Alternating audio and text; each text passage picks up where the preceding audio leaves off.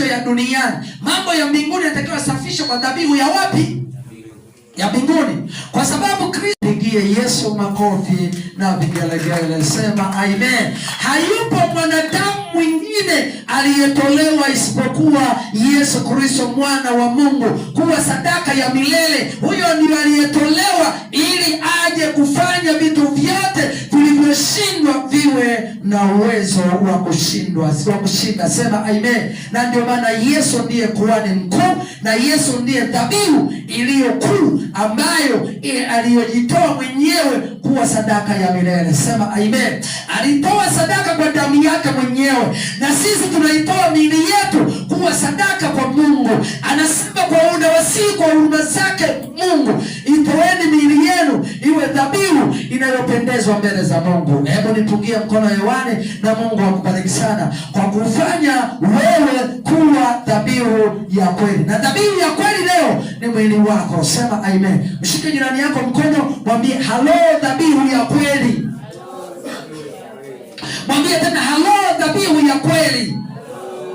Dhabihu ya kweli leo ni mimi na wewe. Sema amen. Dhabihu ya kweli sio kupeleka fungu la 10. Dhabihu ya kweli sio kutoa sadaka. Dhabihu ya kweli sio kutoa zaka. Dhabihu ya kweli sio kutoa shukrani. Dhabihu ya kweli ni kutoa miili yenu. Ni kuitoa miili yenu iliyo hai takatifu ya kumpendeza Mungu. Ndiyo ibada yetu yenye maana. Hebu mpigie Yesu makofi kwa kutufanya sisi kuwa ibada yenye maana. Na ndio maana waliopeleka dhabihu ya pesa ni tambala bovu. Waliopeleka sadaka kuwa pesa ni tambala bovu.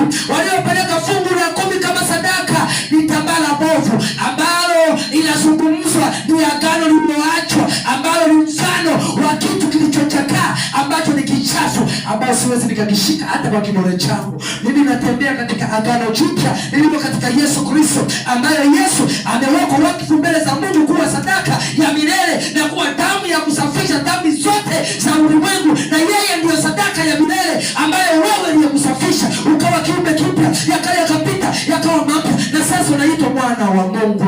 Hebu jipigie makofi wewe mwana wa Mungu uliyesafishwa kwa damu. Haujasafishwa kwa damu ya mbuzi, haujasafishwa kwa damu ya ndama, haujasafishwa kwa damu ya kondoo, bali umesafishwa kwa damu ya Yesu Kristo inayopatikana katika agano jipya.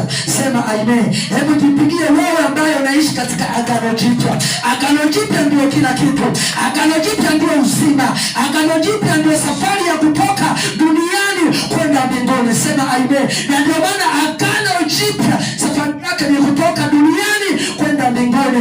Agano la wana wa Israeli ambalo limechakaa, ambalo ndio hili agano hili lilitoka Misri likaenda Kanaani, na kazi yake imekwisha. Sema amen. Na kama kazi yake imekwisha, hebu mpigie Yesu kutuonesha agano hili limekwisha. Na ndio maana kazi ya agano la wana wa Israeli ni sawa tambara bovu ambalo kimechakaa, kimeharibika, hakina kazi tena. Humu ndani kuna fungu la 10, humu ndani kuna matoleo, humu ndani kuna kawaida ibada, humu ndani kuna ibada ya sanamu na vitu vingine vilivyokuwemo. Sema amen.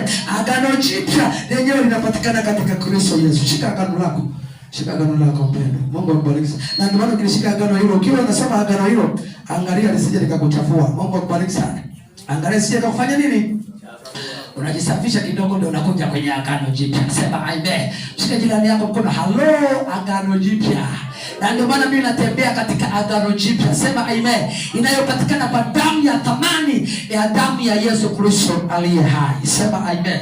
Alafu mwambie jirani yako angalizo. Mwambie angalizo. Angalizo lipi nakupa kuanzia leo? Sema amen. Angalizo nalokupa leo Wakorintho wa 2 sura ya 3. Hilo ndio angalizo nakupa leo. Ambalo angalizo ambayo kazi uliyopewa ndio hii ambayo nataka nikusomee. Mungu akubariki sana. Wewe nenda ukakae. Alafu wewe agano, wewe nenda ukakae na kitambaa chako. Sina kazi na wewe. Sina kazi. Ili agano linaenda sasa. Mimi sina kazi nalo. Nenda kakae hapo. Mungu akubariki sana.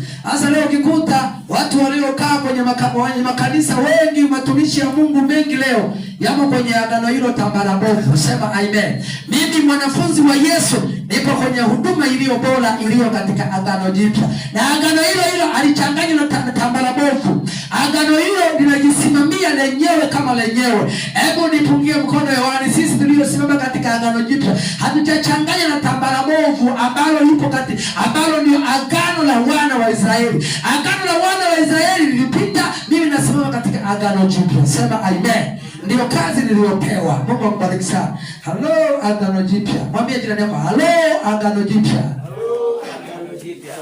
Katika Wakorintho wa pili sura ya 3 mstari wa 3, sura ya 3 mstari wa 4. Wakorintho wa pili. Na tumaini hili tunalo mbele za Mungu kwa njia ya Yesu Kristo. Narudia tena. Na tumaini hili tunalo mbele za Mungu, tunalo mbele za Mungu. Tunalo mbele za Mungu kwa njia ya Yesu Kristo. Sema amen. Kumbe tayari kuna Mungu na kuna Yesu Kristo. Sema amen. Kama kuna Mungu na kuna Yesu Kristo, tayari mambo ya Mungu yanakamilika. Sema amen. Kumbe pasipo agano la wana wa Israeli, Mungu amekamilika. Sema amen. Mungu amekamilika. Sema amen. Mungu amekamilika. Sema amen. Na kwa njia hiyo, katika Mungu, kwa njia ya Yesu Kristo, mambo yote yamekamilika. Sema amen. Hahitaji fungu la 10, hahitaji kumbukumbu la Torati, hahitaji si maagizo, hahitaji kufanya siku 6, siku ya 7 pumzika. Sasa inahitaji nguvu ya Mungu na Yesu Kristo. Basi sema amen. Inahitajika nguvu ya Mungu na Yesu Kristo. Sema amen. Nipungie mkono Yohana na Mungu akubariki sana.